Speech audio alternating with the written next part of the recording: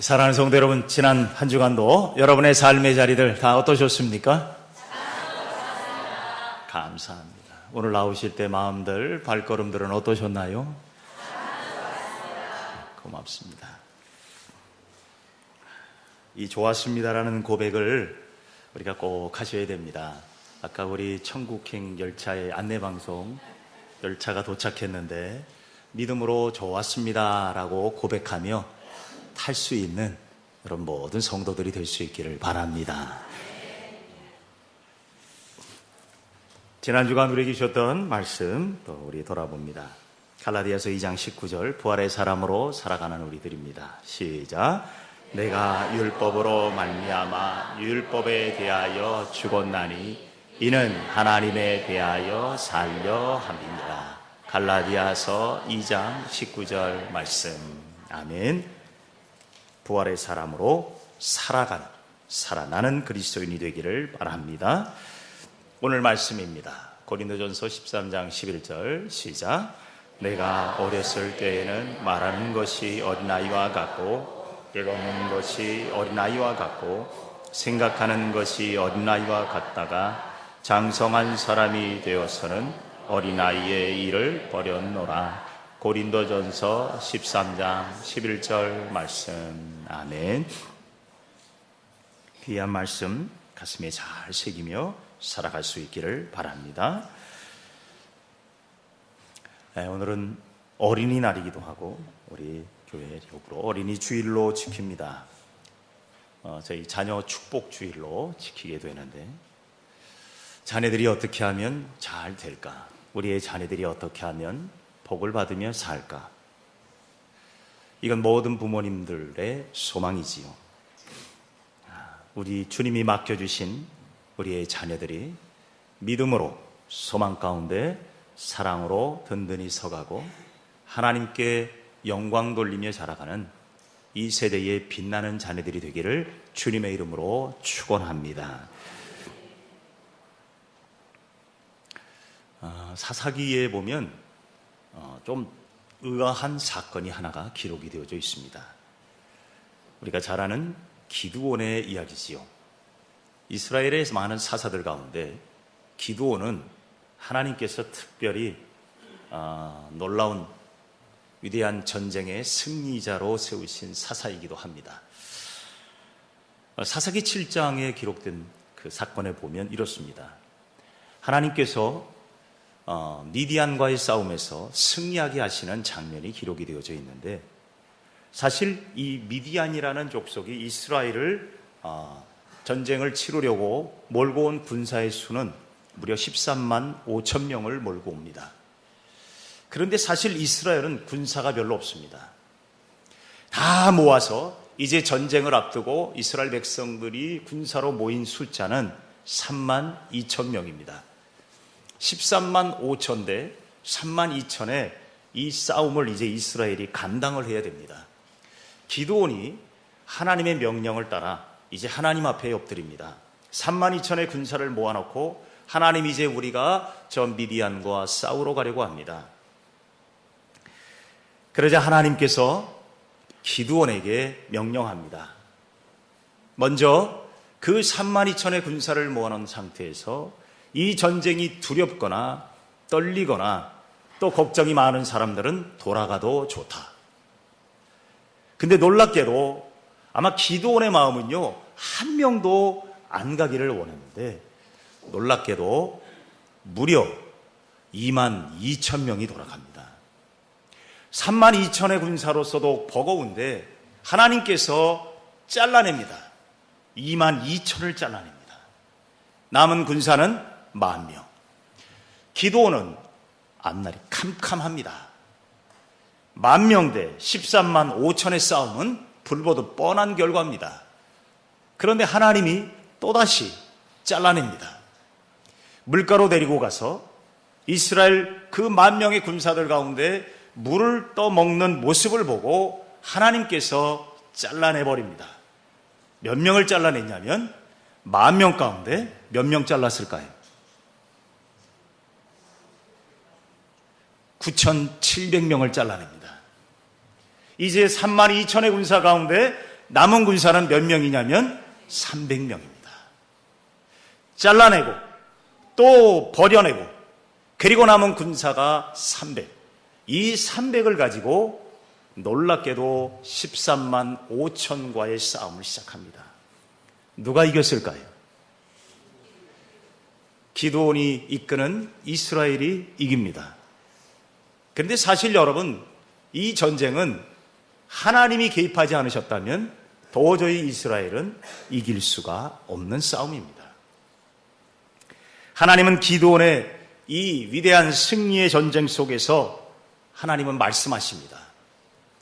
버려야 하나님의 역사를 보게 된다는 것을 가르쳐주고 있습니다. 버릴 줄 알아야 돼요. 참 쉽지 않습니다. 버린다는 게 쉽지 않아요. 성서학자들에 따르면요, 초대교회 당시에 기독교인의 숫자는 로마의 인구의 1%도 되지 않았답니다. 로마 시민의 1%도 되지 않는 기독교인들이 있었는데, 이 1%도 안 되는 기독교인들로 인해서 나중에 로마가 기독교 국가가 되고 맙니다. 1%로 한 제국을 변화시켜버립니다. 저는 한국 교회도 현실적으로 이렇게 바라보면서 오늘 한국 교회가 과연 이 땅에 몇 퍼센트쯤 될까? 기독교인들이 몇 퍼센트쯤 될까? 한때 부흥 시절에는 25%가 기독교인이라고 했습니다. 4명 중 1명이라고 했는데 지금은 4명 중 1명이 아니라 아마 10명 중에 1명도 될까 말까 할 겁니다. 그 정도로 줄어갑니다. 주는 건 둘째치고 놀라운 건 영향력이, 그리고 이 땅에 빛과 소금의 사명들이 점점 희미해져 가고 있다는 사실입니다. 우리나라가 10%면 여러분 1%의 군사를 가지고 13만 5천을 이긴 이 역사를 바라본다면 우리나라는 이미 10번은 바뀌고 또 바뀌어도 영향력은 미쳤을 것입니다. 그런데 왜 여전히 이 땅은 하나님의 공의와 하나님의 뜻이 온전히 이루어지지 못할까? 버려야 할 것을 버리지 못하고 있는 것은 아닐까요? 저는 우리의 가정이 온전히 하나님 안에서 하나 되는 가정들이 다 되기를 소망합니다. 오늘날 많은 그리스도인의 가정들 가운데 온전히 다 하나 되지 못하는 가정들이 있어요. 그런데 여러분 1%만 있어도 하나님의 역사는 일어나는 줄로 저는 믿습니다. 여러분 4명의 가족 가운데 1명이면 몇 퍼센트예요? 25%입니다. 25%면 여러분 1%만 있어도 하나님의 역사가 일어나는데 4명 가운데 1명만 있으면 여러분 25배의 하나님의 역사가 일어나게 될 줄로 믿습니다. 그러므로 우리는 포기하지 않는 거예요. 1명의 그리스도인이 있어도 세상은 바뀔 수 있습니다. 1명의 그리스도인의 온전한 신앙인이 우리의 가정에 있다면 우리의 가정은 반드시 하나님의 가정으로 이루어내실 줄로 믿습니다. 뿐만이 아니라 우리의 자녀들이 그 믿음을 따라 여러분 온전히 세워지게 되는 거예요. 초대교회 고린도 교회는요, 우리가 잘 알고 있듯이 문제가 좀 많은 교회이기도 했습니다. 다툼과 분열로 어려움을 겪었습니다. 그래서 사도 바울은 이 고린도 교회에 긴 장문의 편지를 2번씩이나 보내면서 이 교회를 향해서 하나님의 귀한 메시지를 전합니다. 그 가운데 우리가 읽은 고린도전서 13장, 고린도 교회를 쓴 첫 번째 편지의 이 13장은 우리가 너무나도 잘 아는 무슨 장이라고 하냐면 사랑장이라고 합니다. 그런데 이 말씀을 보면 단순히 사랑이 없어서 고린도 교회가 이토록 문제가 투성이가 되었을까? 사랑만의 문제였을까? 그러나 이 말씀을 묵상하며 깨닫습니다. 하나님께서 고린도 교회를 사랑하셔서 하나님의 귀한 구원의 사랑을 베풀어 주셨는데 이 사랑으로 그들이 예수 그리스도를 믿음으로 세워졌지만 이 사랑이 성숙되지 못했다는 것입니다. 왜 이 사랑이 성숙되지 못했고 이 사랑을 받은 고린도 교회가 문제의 투성이가 됐을까요? 그것은 바로 몸만 어른이 되었지 속은 여전히 어린아이와 같았다는 말씀입니다. 겉으로 봐서는 충분히 하나님 영광 돌릴 수 있을 교회였는데 그들이 겉은 커졌는데 속사람이 사랑이 열매를 맺지 못했다는 것입니다. 부활의 주님이 우리에게 말씀하고 계십니다. 몸만 어른이 되지 말고 부활의 주님을 모시고 이 땅 위에 어린아이의 일을 버리고 하나님의 영광을 나타내는 성숙한 그리스도인이 되라고 오늘 우리에게 말씀하고 있는 줄로 믿습니다. 이를 위해서 버려야 할 것을 버려야 합니다. 여러분, 버리는 거 쉽습니까? 어렵습니까? 집에 많이 끌어안고 사시지요. 참 버리는 게 어려워요. 뭐 버리면 되지.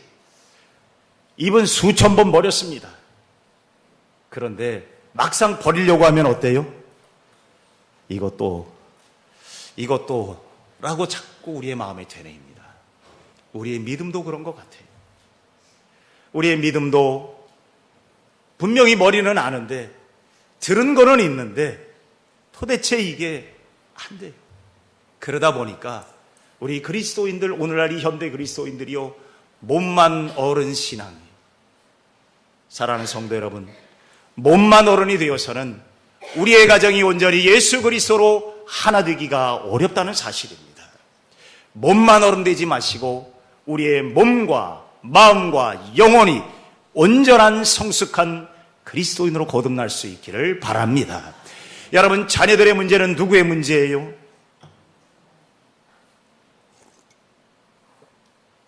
대답 왜 안 하세요? 자녀들의 문제는 누구의 문제다? 그 정도 가지고도 안 되는데 솔직히 말하세요. 자녀의 문제는 누구의 문제? 부모의 문제잖아요. 왜 아닌 척하세요? 이건요, 온 세상이 다 아는 답입니다. 여러분, 우리의 가정이 하나님의 은혜를 받으려면, 하나님의 복을 받으려면 우리로 통로로 삼으셨으니 여러분, 이 통로된 우리가, 부모된 우리가 그 하나님께서 주신 은혜의 구원의 축복의 물이 흘러가도록 여러분, 오늘도 우리의 몸만 어른 되지 마시고 속사람이 어른 되시기를 바랍니다. 여러분, 우리가 아무리 몸이 어른이라고 해도요, 애들 같다고 할 때가 많잖아요. 그렇잖아요. 여러분, 상투 틀면 다 어른입니까?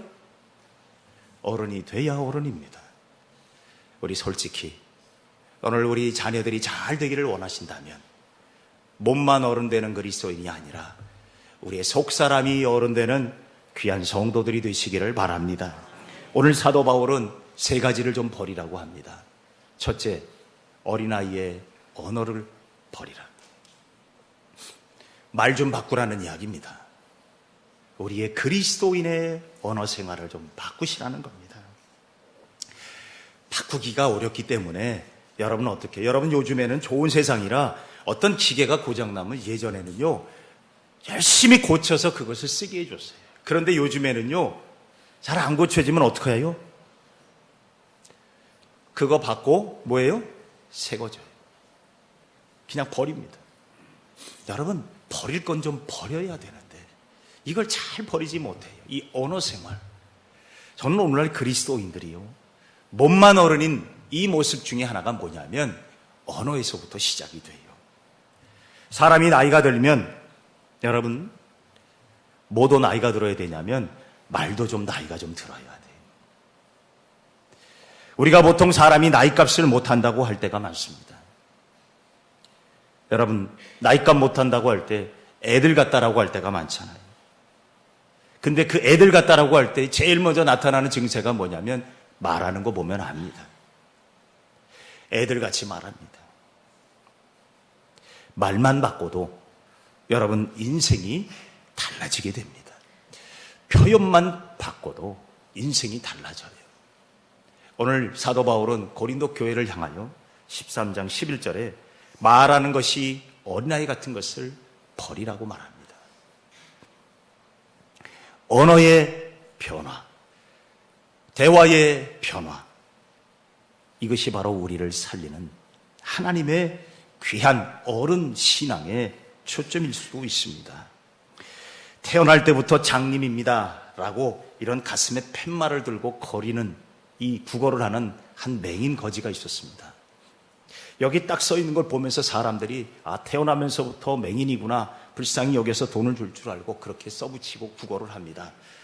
그런데 어느 날 그것을 보고 지나가던 한 행인이 이 맹인 거린에게 말합니다. 하루에 도대체 얼마쯤 법니까? 거린에게 물어요. 그랬더니 한 10프랑 정도, 프랑스에서 일어난 일입니다만 10프랑 정도 걷습니다. 그래요. 그거 가지고 어디 살겠습니까? 그래서 이 지나가던 행인이 이 가슴팍에 달았던, 이 맹인의 가슴팍에 달았던 이 가슴팍에 그 표지판을 뒤집어 가지고요, 거기다가 글을 한 구절 적어주고 갔어요. 뒤집었어요. 그리고 거기다가 글을 한 구절 적어놓고 갔어요. 그런데 놀라운 일이 벌어집니다. 그 다음날부터 소득 수준이 달라졌어요. 10프랑 겨우 얻었던 이 거린이요, 5배의 수입을 얻기 시작합니다. 50프랑을 얻기 시작을 해요. 한 달쯤 지났는데 우연히 이 행인을 또 만납니다. 그래서 행인이 물어요. 요즘 그동안에 어떠셨습니까? 그랬더니요, 이 맹인 거지가 좋았습니다 그러는 거예요. 좋았습니다.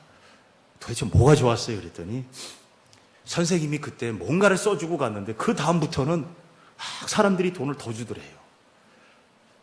도대체 뭐라고 썼습니까? 그랬더니 그분이요, 시인이었어요. 시인이었는데 이분이 뭐라고 써줬냐면, 저는 태어날 때부터 장님입니다. 이거는 앞판이었고 뒷판을 돌려놓고 이렇게 썼어요. 봄은 오건만 저는 봄을 보지 못합니다. 봄이 오는데 봄이 오는 것을 볼 수 없습니다. 태어날 때부터 맹인입니다. 이것과 봄은 오는데 봄을 보지 못하는 저를 불쌍히 여겨 주옵소서. 누구에게 주고 싶어요? 말씀 잘 하셔야 됩니다. 인생이 달라지는 거예요. 거린도요, 말 하나로 인생이 달라져요. 사랑하는 성도 여러분, 잠언 25장 11절에 경우에 합당한 말은 아로새긴 은쟁반에 금사가라는 말씀을 합니다. 골로새서 4장 6절에 보면 여러분은 언제나 친절하게 유익한 말을 하라고 합니다. 여러분, 합당한 말과 유익한 말은 결국은 다 상대방 다른 사람들을 위해서 하는 말 같지만 결국은요, 그게 다 누구에게 복이 되냐면 내게 복이 되고, 바로 그러한 어린아이 같은 그러한 표현이 아닌 성숙한 그리스도인의 고백으로 우리의 언어 생활을 여러분 새롭게 가는, 몸만 어른이 아닌 속사람도 어른이 되는 그리스도인이 되시기를 바랍니다. 쉽지 않겠지만 버리시면 됩니다. 애들 같은 마음, 애들 같은 말은 이제는 좀 버리십시다. 나이값 좀 하며 살 수 있기를 바랍니다. 두 번째로 버려야 될 것이 있습니다. 어린아이 같은 생각은 좀 버려라. 생각을 좀 바꾸시라는 이야기입니다. 본문 11절에 말씀하지요. 생각하는 것이 어린아이 같았다. 어렸을 때의 모습이지. 이걸 다 버려야 돼. 어린아이 같은 생각은 뭐예요? 편협한 생각입니다. 크게 보지 못합니다. 보이는 것만 보는 것입니다. 그리고 자기 욕심의 관점에서 모든 것들을 생각합니다. 넉넉한 마음과 큰 생각을 갖지 못해요. 애들의 생각은 그래요. 그래서 애들이 싸웁니다. 어느 한 사막을 한 미국인이요, 수영복만 걸치고 선글라스를 쓰고 모자를 탁 쓰고는요 걸어갑니다. 그때 그 옆을 지나가던 이 아랍 사람이 이 미국 사람에게 물어요. 아니, 수영복만 입고 이 사막을 어디로 가십니까? 그랬더니 바다로 가고 있습니다. 이 아랍 사람이 어처구니 없다는 듯이 여기는 바닷가가 아니라 사막입니다. 이 길은 사막길입니다. 그러자 미국 사람이 뭐라 그러는지 아세요? 그래요. 대단히 넓은 모래사장이군요. 그러더랍니다.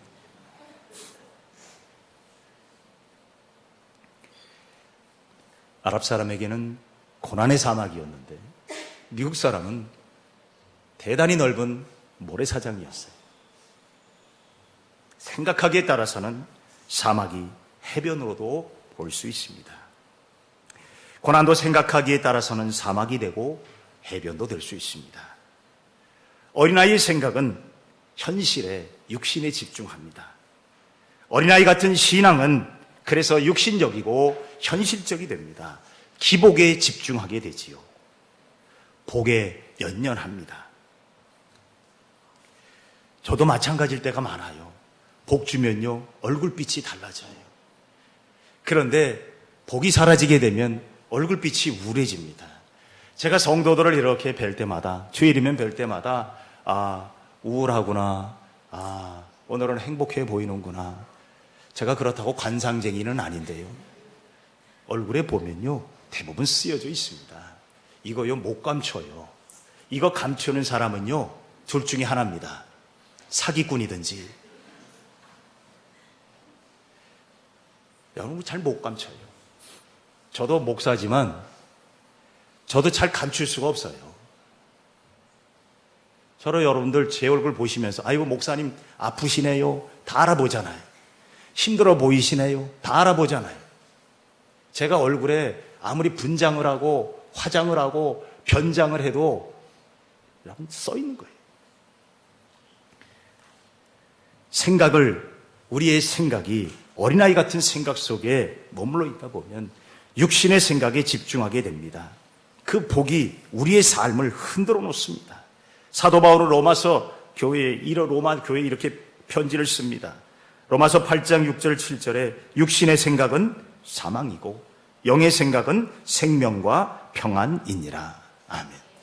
여러분, 몸만 그리스도인은, 몸만 어른은 육신의 생각에 여전히 머물러 있는 사람이고, 여러분, 속사람이 어른인 사람은 생명과 평안을 누릴 사람인 줄로 믿습니다.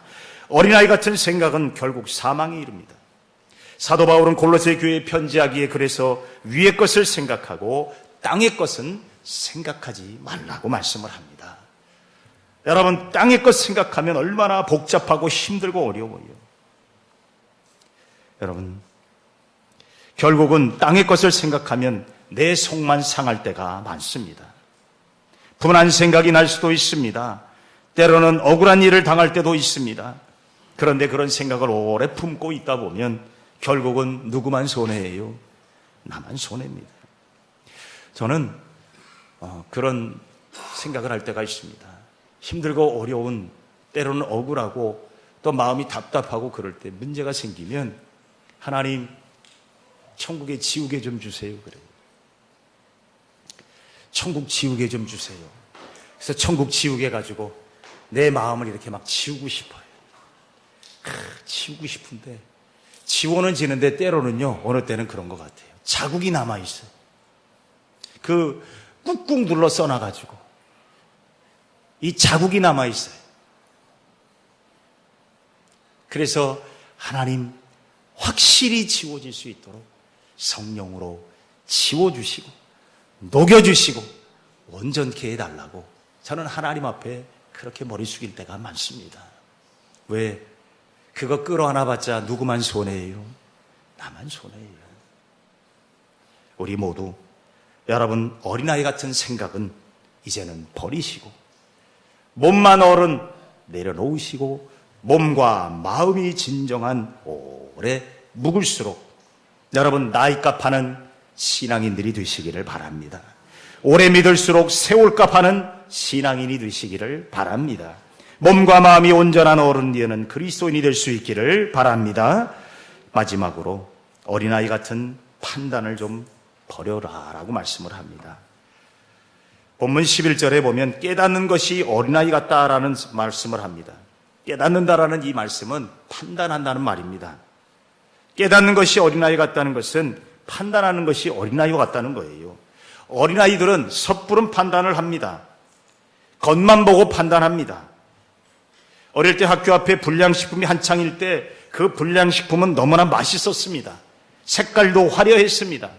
불량식품이 최고의 명품처럼 보였습니다. 그러나 집에서 주는 영양가 있고 건강한 음식은 하나도 맛이 없고 쓸모없는 음식처럼 보였습니다. 그런데 장성에서 그 학교 앞에 가서 그 음식을 보니까요, 못 먹겠어요. 왜요? 좀 알겠더라고요. 물론 못 먹을 걸 준 건 아닙니다. 중요한 사실은 우리가 겉만 보고 판단해서는 안 된다는 것이지요. 겉만 보고 쉽게 판단하지 마십시오. 보이는 것만 보지 마시기를 바랍니다. 사람은요, 보이는 것만 보면요, 실수할 확률이 높아집니다. 사무엘에게 하나님께서 다윗을 기름 부으라고 하실 때 하나님이 하신 말씀을 기억하십니까? 사무엘상 16장 7절에 사람은 외모를 보거니와 나 여호와는 누구를 봐요? 중심을 본다 그랬습니다. 오늘도 우리가 여전히 사람을 외모로 보시고 섣부른 판단으로 후회하며 살고 계십니까? 우리 안에 여전히 애들 같은 생각과 판단을 가지고 있음을 기억하시고 내려놓으시고 버리시기를 바랍니다.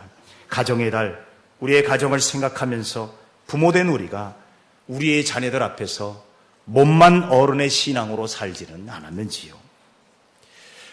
몸만 어른이 곁에 없고 어린아이 같은 말과 어린아이 같은 생각과 어린아이 같은 섣부른 판단으로 여러분 우리의 가정에 자녀들에게 상처를 주거나 아픔을 주지는 않았는지요.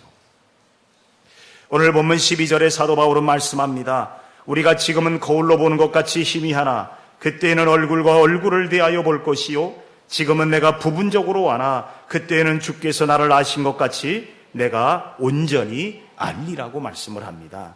이 말씀을 한마디로 말하면 확실하다는 것입니다. 몸만 어른으로서는 온전한 확실한 신앙의 삶을 살 수가 없어요.